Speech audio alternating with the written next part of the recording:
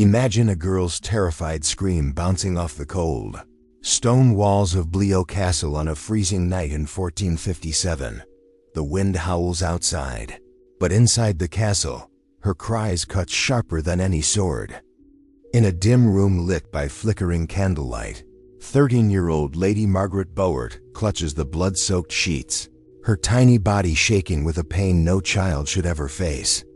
Midwives whisper frantic prayers in Latin, their faces pale and tense in the moving shadows. Outside, snow blankets Bedfordshire, silent and cold. But inside, a tiny life is being ripped from a girl barely old enough to understand the world. Margaret's hair sticks to her sweaty face as another wave of agony hits. Everyone fears she won't make it. Her body isn't ready, her hips too small, the baby too large. Yet she struggles on, giving birth to a boy who will one day become King Henry VIII. It's a cruel twist of fate that no one in the room misses. The child born in such suffering will end England's bloodiest conflict and start the Tudor dynasty, changing the course of history forever. Before we dive deeper into these hidden stories of pain, survival, and power, if you love uncovering the secret truths of history, hit that like button, subscribe, and share your thoughts in the comments. Tell me where you're watching from. It's amazing to explore these centuries-old stories together, connecting across time and distance. But this wasn't just any girl. Lady Margaret Beaufort carried royal blood, tracing back to John of Gaunt, Duke of Lancaster, the fourth son of Edward III. That blood would be both a gift and a burden. In 15th century England, during the deadly Wars of the Roses, such a lineage could make you a prized ally or a deadly threat.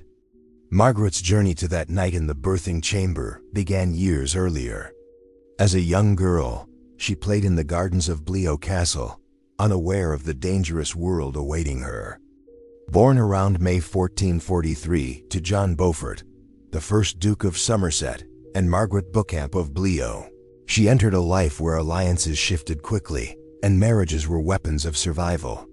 Her father died when she was just a year old. Some said he took his own life after crushing defeats in France, while others whispered of poison rumors that always followed the sudden deaths of nobles. His passing haunted Margaret's childhood. John Beaufort had led English forces in France during the final stages of the 100 Years' War, watching land he fought for slip away. The shame and failure consumed him.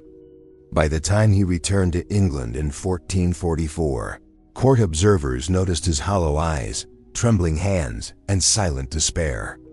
On May 27, 1444, he was found dead in his chambers at Wimborne Minster. Fever, they said. But those closest knew the truth. Whether by poison, sword, or the crushing weight of shame, John Beaufort had chosen death over dishonor. Margaret's mother acted quickly to protect her daughter's future. The clever Duchess Margaret Beauchamp understood the harsh world they lived in. Women and children only mattered for the power and alliances they could bring. By the age of 6, little Margaret was already promised in marriage to John Depole, son of the Duke of Suffolk. This agreement tied two of England's most powerful families together, at least on paper. But politics in that era were ruthless. When Suffolk fell from favor and was killed crossing the English Channel in 1450, that promise meant nothing, a fragile contract destroyed by the dangerous tides of power. Suffolk had made a deal that angered everyone in England. He had arranged for King Henry VI to marry Margaret of Anjou and agreed to hand over Maine and Anjou to France. Nobles and commoners alike were furious. His punishment was as brutal as it was shocking.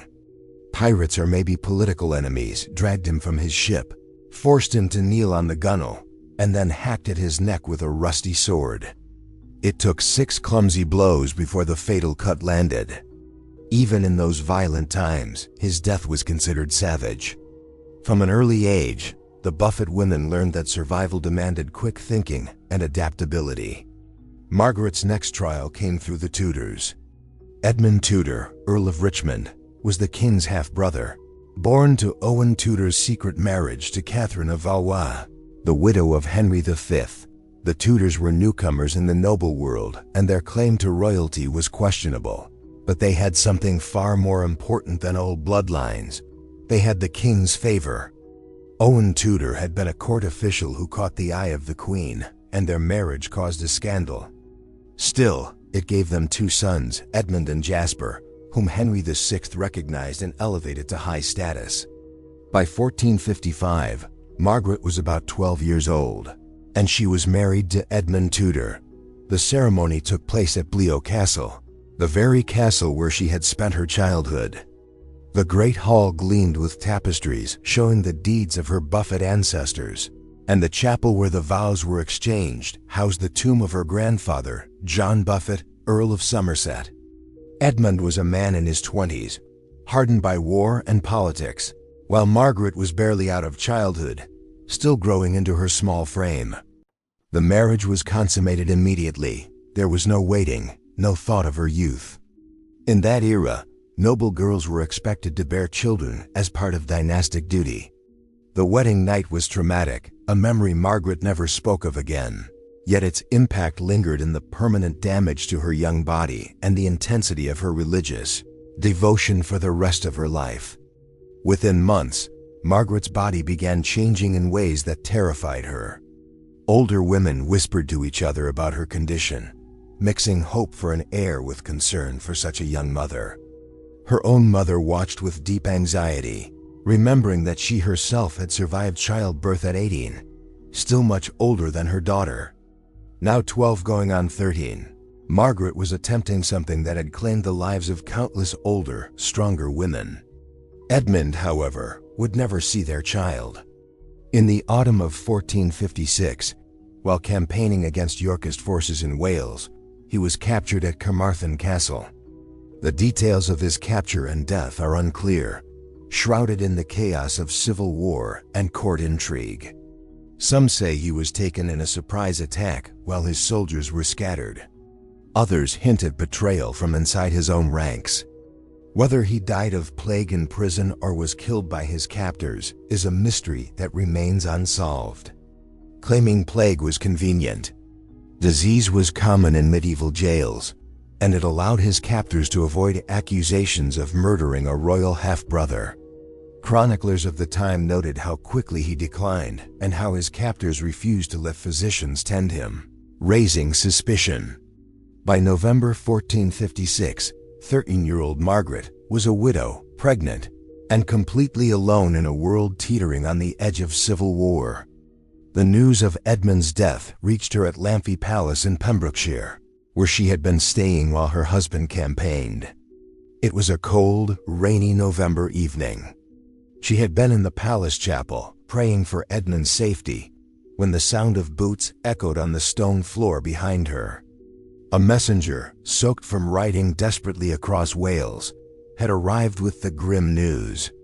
Margaret's life, which had already been shaped by loss and political maneuvering, was about to change forever. At just 13, she faced motherhood, widowhood, and the weight of dynastic politics all at once. Every decision, every alliance, every whisper of court intrigue could mean survival or death. Her childhood had vanished. She had been thrust into a world where the smallest misstep could destroy a life, a family, or even a kingdom. Yet, even in the midst of fear and heartbreak, Margaret would endure, her strength and cunning shaping a path through one of England's most turbulent periods. Every step of her journey would leave its mark on her body, her mind, and her legacy and the story of Margaret Beaufort would become a testament to survival, courage, and the harsh realities of life among the nobility in medieval England. She could feel it in her bones before he even spoke. The world she knew had collapsed. Jasper Tudor, Edmund's younger brother, had taken on the responsibility of his pregnant sister-in-law. It was a choice that mixed honor with practicality. Margaret carried the child who could carry on the Tudor bloodline, a boy or girl who might one day keep the family's link to the throne alive. Jasper brought her to his stronghold at Pembroke Castle in Wales, a massive stone fortress that loomed above the cliffs where the Atlantic waves slammed endlessly against the rocks below. It was remote, almost on the edge of the world, but it was exactly the kind of place that could keep them safe from the chaos spreading across England. The journey to Pembroke was brutal, especially for someone so far along in pregnancy. Winter had turned the roads into frozen rivers of mud, blocked by fallen trees and hidden dangers. Margaret rode in a horse-drawn litter, every bump and jolt sending sharp pains through her swollen body. A journey that might have taken 2 days stretched to 5 as they skirted flooded rivers and avoided bands of armed men whose loyalties were unknown. By the time they reached the castle, she was exhausted, her body already pushed beyond its limits. Pembroke Castle was built to survive storms, sieges, and time, not to provide comfort. Its great round keep, nearly 80 feet tall, had stood for 3 centuries, towering over the countryside. Inside, the rooms were cold and drafty, warmed only by enormous fireplaces that devoured wood faster than the servants could supply it. Margaret's chambers were lined with thick tapestries to block the wind that whistled through every crack. The winter of 1456 to 1457 was particularly cruel. Ice formed on the window panes, and the sea wind screamed through the stones. Her belly so heavy with the unborn child, Margaret could barely walk across her chamber without needing to rest. Her body, still that of a child in many ways, struggled under the weight it carried. The castle physician, a learned man named Dr. Louis Carlion, examined her with increasing worry. He had studied at Oxford and Paris, delivered children for queens and peasants alike, and spent decades mastering the healing arts. He knew the ancient teachings of Hippocrates and Galen, but as he examined Margaret, he felt helpless. Her hips were too narrow. The baby was large, positioned awkwardly, and showing signs of distress. Sitting with Jasper Tudor in the castle's solar, he spoke in hushed tones, the winter wind swirling snow past the narrow arrow-slit windows.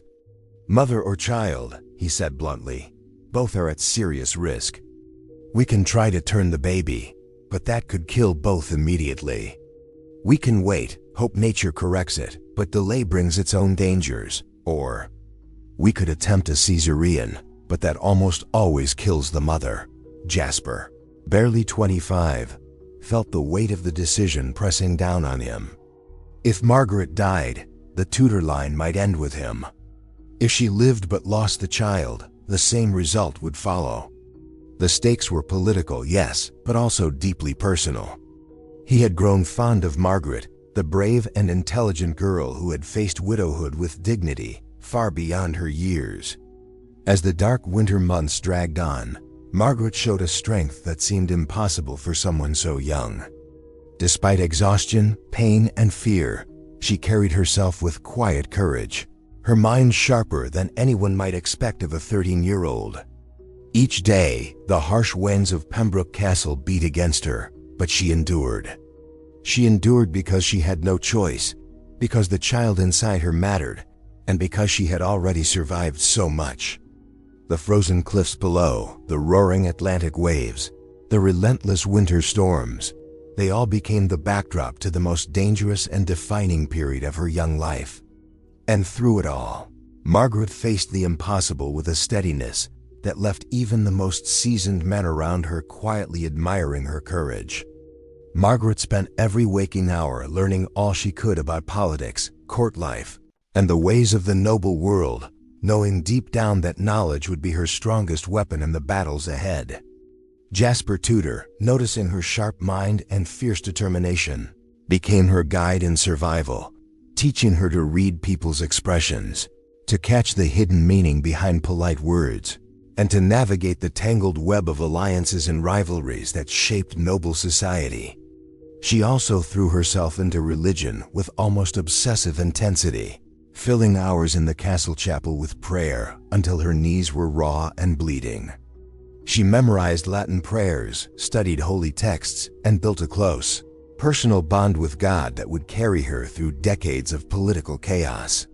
Some historians suggest this devotion was her way of coping with the trauma of being married so young and facing motherhood before she was truly grown, a way to give meaning to suffering that otherwise seemed unbearable. Father Meredith, the castle priest, became another crucial figure in her life. A Welshman educated at Cambridge, he understood both the academic teachings of the universities and the ruthless realities of the world outside the cloistered halls. He taught Margaret that God often worked through human effort, that prayer without action was empty, but action guided by faith could change the course of events. On a bitter January night in 1457, Margaret's labor began. She had been walking along the castle battlements, following Dr. Carleon's advice to keep moving for her health, when the first contraction struck. The pain hit her like a hammer, a crushing, splitting sensation that seemed to tear her body in two. She collapsed against the cold stone, gasping, while her ladies rushed to carry her back to her chambers. The midwives, seasoned women who had delivered countless babies, exchanged grave looks. They had seen this before: children giving birth to children, bodies pushed beyond nature's limits for the sake of family and politics.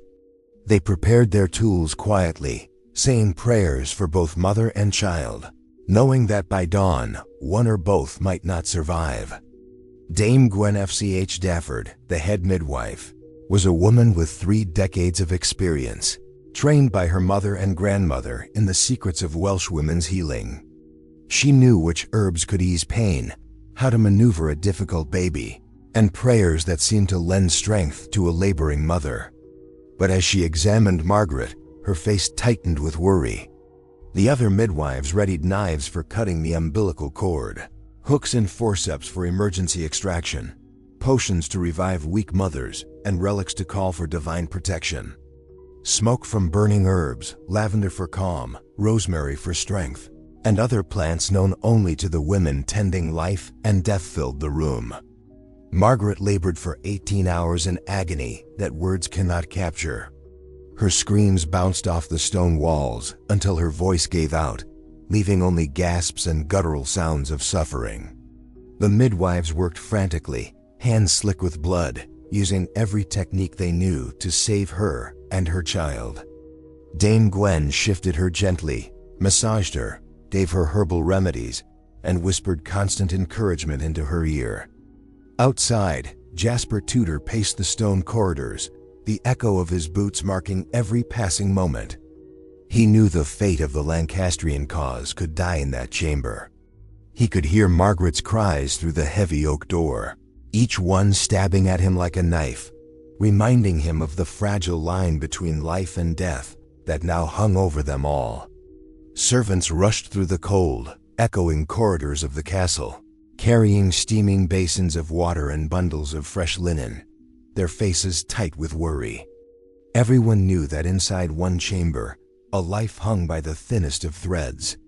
Nearby, Father Meredith knelt in the chapel, whispering prayers over and over, his voice hushed but urgent, begging God to protect the young girl struggling for survival. Margaret had been in labor for nearly a full day, and her small, undeveloped body was being pushed beyond all limits. Each breath she drew seemed heavier than the last, each contraction more unbearable than the one before. Dr. Carleon, roused from his uneasy sleep, hurried to her side. He exchanged urgent whispers with Dame Gwen, the castle's head midwife, their faces lined with concern. The baby was alive, but its tiny heartbeat was weak and uneven, a fragile rhythm that threatened to falter at any moment. Margaret herself was pale as parchment, trembling from exhaustion, her blood dangerously low. Every second was critical. Every decision could mean life or death for both mother and child. After tense deliberation, they chose to attempt a manual extraction, a dangerous procedure that could save the baby but might end Margaret's life. Dame Gwen, skilled yet nervous at performing this on someone so young, positioned Margaret carefully on the bed, silently whispering prayers to Saint Margaret of Antioch, the patron saint of childbirth. Her hands, though steady from years of experience, betrayed a slight tremor as she began the delicate and terrifying process. Slowly, carefully, she guided the baby from Margaret's body. When the infant finally emerged, pale, covered in blood and birthing fluids, and barely breathing, the chamber fell into a shocked, frozen silence. Only the crackle of the fire and Margaret's ragged, uneven breaths broke the stillness. Dame Gwen acted quickly, clearing the baby's airways. Then came the sound that would change everything, a thin, desperate wail that cut through the tension and filled the room. Margaret, barely conscious and utterly spent, heard the first cry of her newborn son, Henry Tudor, the future King of England. She tried to lift her arms to hold him, but her body refused to obey. For a fleeting moment, Dame Gwen placed the tiny infant on Margaret's chest, giving mother and child a precious, almost sacred connection, before taking him to the fire to be cleaned and swaddled. Margaret's eyes followed every motion, memorizing the delicate details of his tiny face, imprinting them on her mind forever. The toll on Margaret's body was catastrophic. In the days that followed, Dr. Carlian examined her in hushed tones, describing torn flesh, internal injuries, and blood loss that had nearly claimed her life. She would never carry another child. At just 13, her body had been shattered on the altar of dynastic politics. Recovery was slow, agonizing, and terrifying. Fever, infection, and unrelenting pain left her hovering on the brink of death. Dr. Carlian tried every method he knew: bloodletting to restore balance, herbal medicines to fight infection, and fortified wines to rebuild her strength. Through every moment of weakness, Dame Gwen never left her side, feeding her broth from a spoon, gently supporting her, and monitoring every twitch, every falter of breath or heartbeat. Margaret's mind suffered almost as much as her body. Nightmares tormented her, leaving her screaming and crying in the dark hours. She flinched at even the gentlest touch and found holding her newborn son both a source of joy and a trigger of unbearable pain. She loved Henry with all her heart, yet every glance, every touch reminded her of the violent ordeal of his birth. Still, while her body was broken, her spirit remained intact. Slowly, as the months passed, she began to regain strength. Her mind sharpened even in weakness, her will becoming ironclad. She understood more clearly than ever that her son was not just her child, but the living embodiment of the Lancastrian cause. Every quiet breath, every small step toward recovery, was a step toward a future that would one day shape the course of English history. Margaret Beaufort, broken yet unbowed, had survived, and in her survival lay the seeds of power that would echo through generations. Margaret knew that as a young widow with a baby son, she needed protection more than ever in a country sliding into chaos. England was tearing itself apart in the Wars of the Roses, a brutal struggle that had begun in 1455 with the Battle of St. Albans. The Red Rose of Lancaster faced the White Rose of York, and noble families were caught in a deadly web of loyalties. Richard, Duke of York, claimed the throne through his descent from Edward III's second son, while the Lancastrians held it through John of Gaunt, Edward III's fourth son. Margaret, carrying Lancastrian blood through her Beaufort lineage, was automatically tied to a cause that was quickly losing ground. The Lancastrian king, Henry VI, was seen as weak and possibly unstable, unable to rule effectively. His queen, Margaret of Anjou, was stronger but deeply unpopular, a foreigner blamed for England's losses in France and for the rising civil strife. To survive, Margaret turned to marriage once again. In 1458, barely recovered from giving birth to her son Henry Tudor, she married Sir Henry Stafford, the younger son of the Duke of Buckingham.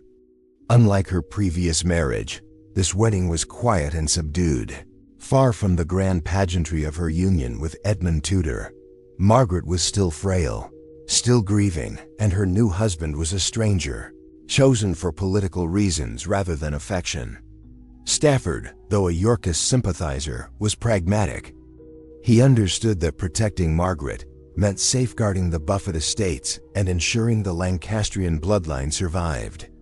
For Margaret, marrying him was about safety for herself and her son, even if it meant sharing her life with a man whose political loyalties were at odds with her own beliefs. It was a union of necessity, a business arrangement disguised as marriage. The marriage contract reflected the tense politics of the era. Margaret retained control of her Beaufort estates, securing her son's inheritance. Stafford promised military protection and political cover for the family's Lancastrian sympathies. Most crucially, her son Henry would remain under Jasper Tudor's guardianship in Wales, a decision that likely saved his life. Over the next 14 years, their marriage endured some of the bloodiest conflicts in England. Margaret watched as the fortunes of war shifted like sand. Henry VI deposed, Edward IV crowned, Henry restored, Edward triumphant again. Every change in the crown brought new threats to those with contested loyalties or valuable bloodlines. Margaret learned to navigate these dangerous currents with care and intelligence. She built connections with women on both sides of the conflict, recognizing that female networks often outlasted alliances between men. She wrote regularly to Elizabeth Woodville, Edward IV's queen, while maintaining secret correspondence with Margaret of Anjou, even during her exile in France. Every word was chosen with precision. A single misstep could have meant accusations of treason and the loss of her life or her son's safety. Throughout this turbulent period, her son Henry grew up far from her, safe in the hills of Wales under the watchful eye of Jasper Tudor. The separation was painful. She saw him perhaps once or twice a year, always under strict conditions, and watched him grow from a baby into a boy, and then a young man, almost a stranger to his own mother. Margaret channeled her longing, maternal instincts into letters, carefully coded messages that could cross enemy lines without revealing dangerous secrets. Each note was a lifeline, a bridge between a mother and her child, carrying love, guidance, and warnings across miles of conflict and suspicion. Even in isolation, Margaret's intelligence and resolve grew. She understood that survival depended on patience, diplomacy, and the quiet cultivation of allies. Her life had been shaped by loss, danger, and political necessity, yet she adapted, learning to play the treacherous game of English politics with skill and subtlety. She endured, not just for herself, but for her son, for the Lancastrian cause, and for the legacy of her family, a legacy that would one day change the course of history. Margaret lived with a constant, gnawing worry for her son, Henry. She sent him gifts whenever she could, books to spark his mind, clothes to remind him of home, and small tokens meant to carry a piece of her love across the miles. Yet, despite these gestures, most of the time she existed in a fog of anxiety, never certain if he was safe, healthy, or even alive. In Wales, under the watchful eye of his uncle Jasper Tudor, Henry's education was far more than the usual noble training. He learned to ride and fence, to play music and dance, but he also mastered skills necessary for survival. Jasper taught him Welsh, how to read the rhythms of rural life, and how to command the respect of men who owed him nothing. These lessons were practical, harsh, and invaluable, shaping him into someone who could one day claim his throne with strength and wisdom. Margaret herself was not idle. Through her marriage to Stafford, she became an expert at managing vast estates, reading financial accounts, and untangling the complicated web of obligations that held medieval society together. She devoured law books, histories, and theological works, treating her learning with the intensity of a university student.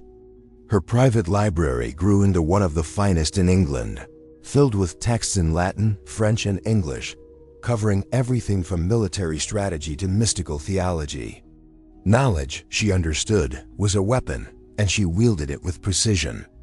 But life continued to shift like sand beneath her feet. In 1461, Edward IV scored a crushing victory at the Battle of Towton, one of the deadliest battles England had ever seen. On Palm Sunday, March 29th, about 50,000 men met on a snow-covered field in Yorkshire, and by nightfall, nearly half lay dead. The Lancastrian cause was shattered. Leaders were scattered or killed. Henry VI fled to Scotland, and Margaret of Anjou sailed to France with her young son, Edward of Westminster. The political landscape had grown even more dangerous. Margaret's Lancastrian blood made her a potential enemy in Edward IV's eyes, but her marriage to Stafford gave her some protection. Still, her son in Wales was a threat, a living symbol of Lancastrian hope. She feared soldiers might come for him, and she spent long, sleepless nights imagining waking to news that Henry had been harmed or killed. To keep him safe, Margaret created a careful network of intelligence. She paid servants and merchants for updates from Wales, bribed clerks for copies of royal letters, and monitored every potential threat. The constant vigilance drained her, but it kept her son alive. Meanwhile, life at home was no easier. In 1469, Stafford was wounded at the Battle of Edgecote, a deep thigh wound that became infected and left him partially disabled. Bitter and frustrated at the lack of recognition for his service to Edward IV, he became quietly receptive to Margaret's influence. She nursed him through months of painful recovery, all the while planting seeds of doubt about Edward IV's competence. She shared stories of York's corruption, highlighted his failures, and gently convinced Stafford that he had been poorly rewarded for his loyalty. Margaret's skill was subtle but powerful. She could not openly advocate for the Lancastrian cause. Doing so would have been deadly. Instead, she relied on patience, careful repetition, and psychological insight, turning Stafford's wounded pride into a tool for her political aims. By 1470, when Richard Neville, the Earl of Warwick, rebelled against Edward IV and allied himself with Margaret of Anjou to restore Henry VI, Stafford was ready. The alliances were strange, fragile, and dangerous, but Margaret had prepared the ground. Through intelligence, cunning, and sheer determination, she had managed to shape the loyalties of those around her while keeping her son safe.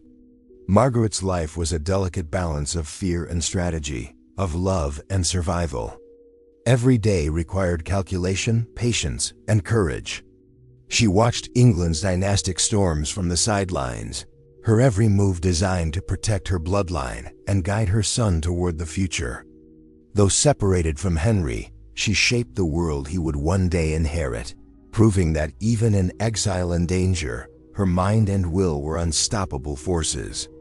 Warwick had once been the man who placed Edward IV on the throne and fought fiercely against Henry VI, but politics in England were messy, and wounded pride could turn even the most loyal ally into an enemy. Margaret followed these shifts like a hawk, her heart clinging to the hope that if Henry VI could return to power, then maybe, just maybe, her own son could one day come back from his lonely exile in Wales. Quietly, she began reaching out to other families still loyal to the Lancastrians. Every letter sent, every whispered word, carried the weight of danger. If discovered, it would mean death not only for her, but for anyone connected to her plans. Then, in October of 1470, something that felt almost like a miracle happened. Edward IV was driven into exile, fleeing to Burgundy with his younger brother Richard at his side.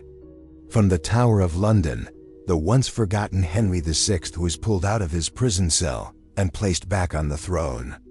Margaret stood at Westminster, watching the ceremony with her own eyes. Yet what she saw did not fill her with confidence. The king she had hoped to see restored was a frail, broken man. His face showed confusion more than triumph, as if he could not understand how he had gone from a prisoner in chains to the ruler of England overnight. Her hopes, however, were short-lived. In March 1471, Edward IV returned to England with a small but deadly army of hardened Burgundian soldiers. His speed and determination shocked everyone. Nobles weary of endless war quickly turned to his side, preferring stability over chaos. The clash that followed came at the Battle of Barnet on April 14, 1471. The fighting was brutal, and Warwick, the very man who had once made and unmade kings, was struck down and killed.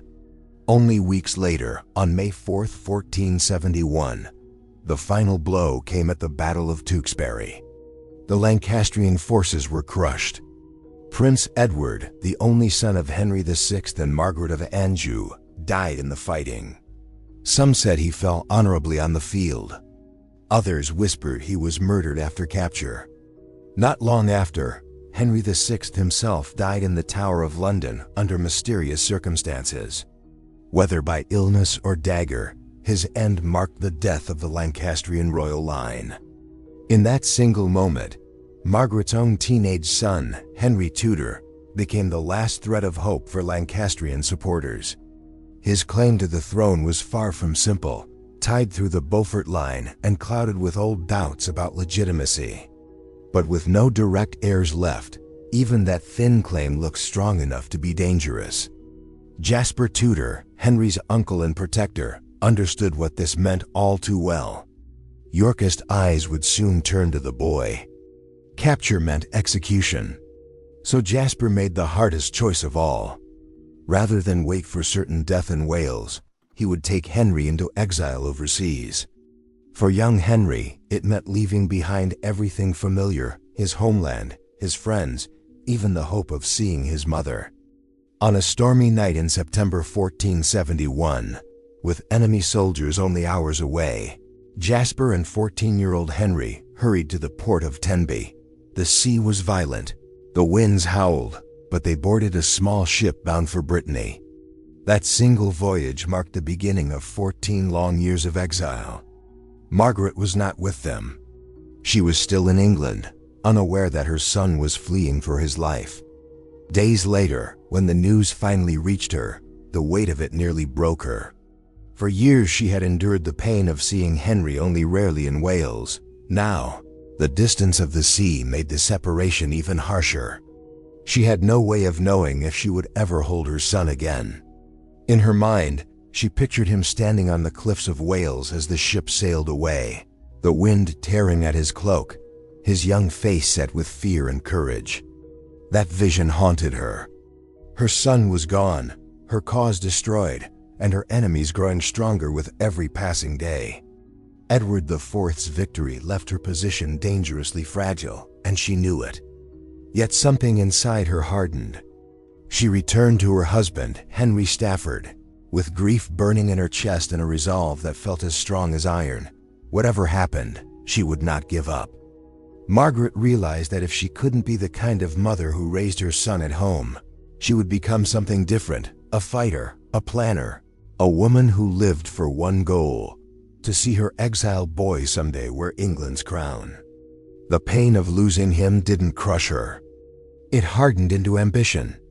People who once thought of her as a quiet, prayerful young woman now saw someone completely changed. She had turned into a sharp, calculating strategist, always thinking several steps ahead, like a chess player plotting her next move. She began carefully reaching out to nobles across the kingdom, looking for anyone who might one day support her son's return. It was dangerous work, risky at every turn, but it gave her a sense of purpose and something to live for. Not long after Henry was sent away, tragedy struck again. In 1471, her husband Henry Stafford died. Some said it was from the old war wounds he had carried for years. Others whispered that the timing was a little too convenient, fueling rumors of poison or hidden plots. No one ever knew for sure. Whatever the cause, his death opened a new door for Margaret. At not yet 30, already widowed twice, she now had to decide her next move carefully. She could have chosen a safe path, marrying some lesser noble who would protect her lands and let her grieve quietly.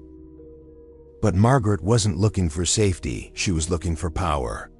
Her choice was Thomas Stanley, one of the shrewdest nobles in all of England. Stanley had a reputation for always picking the winning side. He never jumped too early, but always at the right moment, ensuring his survival and success, while others around him fell. His family held great military strength in the Northwest, and his influence stretched from the king's court down to local guilds and merchants. For Margaret, this marriage meant access to soldiers, information, and connections that could help her son one day. For Stanley, it brought prestige, valuable land ties, and the proud bloodline of the Beaufort family. Their wedding was no small affair. It lasted 3 days with jousts, feasts, and church ceremonies that drew nobles from across the land. Even Edward IV himself attended, better perhaps to keep an eye on the dangerous Margaret than to leave her free to move unseen. The marriage agreement was carefully written so that Margaret kept control over her estates and the freedom to fight for her son's claim. Theirs was no love match, but a practical partnership that gave both what they needed. As Edward IV's reign grew harsher, many noble families were ruined in political purges. But Margaret and Stanley survived, each playing their part. Margaret quietly used her new position to spy out royal policies, collect secrets, and keep in touch with exiles abroad. Stanley gave her cover and protection, while also building his own influence, waiting for the day when the kingdom might once again erupt into conflict. Meanwhile, across the sea in Brittany, young Henry Tudor was slowly becoming a man. Duke Francis II, who ruled Brittany, was constantly pressured by both France and England, and Henry's presence made things even more delicate.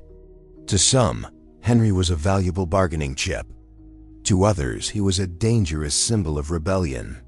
His life there was always uncertain, always at risk of being traded away. The letters between mother and son grew rare and were written in careful code, each one carrying love, fear, and a plan for the future. They wrote to each other in secret ways using false names, invisible ink, and clever codes hidden inside letters that looked ordinary, often about trade or family matters. It was a slow and risky system, and messages sometimes took weeks to arrive or never came at all. Still, it was the only lifeline that kept Margaret connected to Henry, her son far away in exile. Every day she feared the worst, that Henry might be killed by Yorkist assassins, struck down by sickness, or lost to some accident in a foreign land. The endless uncertainty tore at her more than a clear tragedy ever could. Margaret built a web of spies and informants that reached across England and beyond. She paid merchants, pilgrims, and diplomats to watch for signs of Henry's safety, and she gathered scraps of news from anyone who had passed through Brittany. Her network was astonishing. She had contacts inside royal palaces, merchant guilds, monasteries, and noble households. Information flowed to her faster than many commanders received their battle reports. She heard whispers of troop movements before generals gave orders, caught gossip from court before the king himself knew, and tracked the loyalties and health of both allies and rivals. In April 1483, everything shifted. Edward IV died suddenly at only 40 years old. His love of feasting and heavy drinking had ruined his health, so his death wasn't entirely unexpected. But the timing was disastrous. His 12-year-old son Edward V was named king, far too young to rule on his own. A regency was needed, but in such dangerous times, that meant power could be stolen. And stolen it was. The boy never even wore the crown. His uncle, Richard, Duke of Gloucester, seized power in a ruthless coup. Edward V and his younger brother Richard were locked away in the Tower of London and never seen alive again. By July 1483, Richard had crowned himself Richard III, but instead of respect, his reign was smothered by suspicion. Everyone whispered that he had murdered the two princes. For Margaret, this dark turn of events brought both fear and hope. Richard's brutal grab for power shattered Yorkist trust, leaving space for a new rival. Suddenly, Henry Tudor, Margaret's distant, exiled son, looked like a real alternative. His claim to the throne, once weak, now seemed stronger compared to a king thought guilty of killing children. Margaret seized the chance. She began plotting with breathtaking daring. Working with Bishop John Morton and other exiles, she wove together a rebellion in England while preparing Henry to sail from Brittany with an army. The plan needed flawless timing, huge sums of money, and secret messages carried across hostile lands. But in October 1483, betrayal wrecked everything. The uprising failed, Henry's invasion was stopped before it began, and Margaret's allies were dragged to their deaths. Margaret herself barely survived. Only her marriage to Thomas Stanley kept her safe, but even then she was punished, confined under house arrest, and stripped of her titles. Yet she refused to give up. Even locked away, she continued writing coded letters and sending word through loyal servants. She wasn't just planning for Henry to return, she was preparing him to succeed as king. At last, in August 1485, her long gamble reached its final act. Henry landed at Milford Haven, ready to fight. On August 22nd, at Bosworth Field, Richard III met his end in bloody combat. At the crucial moment, the Stanley forces turned against Richard, tipping the battle in Henry's favor. This betrayal was no accident. It was the result of Margaret's careful influence and years of patient maneuvering. After 28 years of separation, 14 years of exile, and a lifetime of sacrifice, Margaret's son had won. Henry Tudor was crowned King of England. Margaret, now the most powerful woman in the land, lived to see him establish the Tudor dynasty, marry Elizabeth of York to end the wars, and father a child who would become the famous Henry VIII. Yet even with all her triumph, the simple bond of mother and son that had been stolen from her was something she never fully got back. Margaret Beaufort's story ended in 1509, only days after her son Henry VII was crowned king. By then, her life had already shaped the future of England in ways she could hardly have imagined as a child. Her journey had started in the most brutal way possible. At just 13 years old, in a blood-soaked chamber at Pembroke Castle, screaming through a childbirth that nearly killed her. Out of that pain came the baby who would one day rule a kingdom. The price Margaret paid for her ambition was far greater than most could see. She gave up her health, her comfort, and even her chance to truly be a mother. Her son grew up far away, raised by others while she maneuvered through dangerous courts, wrote endless letters, and plotted in the shadows. She sacrificed love and happiness, pushing aside any hope of an ordinary life, all to make sure her child survived and one day wore the crown. Every choice she made was shaped by duty, survival, and an iron will that turned maternal love into political power. It is almost impossible to picture that frightened young girl in Pembroke, clutching her belly and crying out in pain, becoming the woman history remembers. Yet that same girl grew into a figure of extraordinary strength, the mother of a king, the founder of the Tudor dynasty, and the woman whose determination finally ended the Wars of the Roses. She was not born into greatness. She carved it out of suffering, loss, and unshakable faith in her son's destiny. Today, if you walk through Westminster Abbey, you can find Margaret's tomb, carved in black marble. The Latin words etched there praise her achievements and her devotion, capturing her life in polished stone.